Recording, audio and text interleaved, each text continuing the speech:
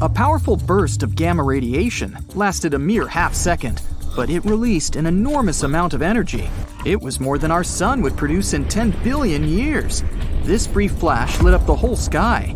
Afterward, a much softer and more long-lasting glow replaced it.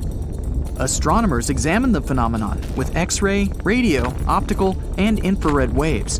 It turned out that people had finally seen a newborn magnetar for the first time ever. It was likely formed after two neutron stars had merged. It resulted in a kilonova, one of the brightest and largest stellar blasts. Its light finally reached our planet on May 22, 2020. Imagine a massive star, at least 5 times the mass of our sun, reaching the end of its life. It might be because it's run out of its nuclear fuel. If it happens, the star starts to cool off. The pressure inside drops, and the gravity starts to squeeze inward. And then, more than 1 million times the mass of our planet collapses within 15 seconds. It happens so fast that an enormous shock wave causes the outer part of the star to blow up. It produces a blinding burst of light. This powerful blast is called a supernova. What's left behind is an incredibly dense core with a huge cloud of hot gas, called a nebula, expanding around it. If the star has been massive enough, more than 10 times the size of the sun, it's likely to turn into a black hole. If not, it turns into a neutron star.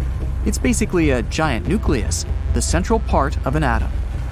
These stars are mostly made up of neutrons and are rarely larger than 20 miles across.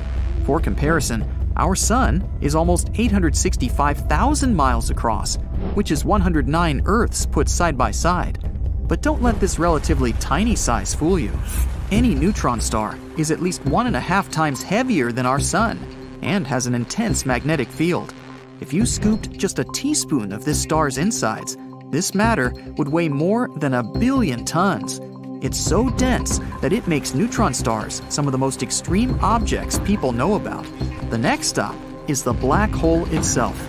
When two neutron stars merge, they most often create a new, much heavier one.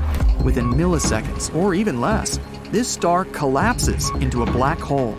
But the astronomers who examined the flash of light recorded in March think there might be another outcome. They're almost sure they saw something never observed before: the birth of a magnetar.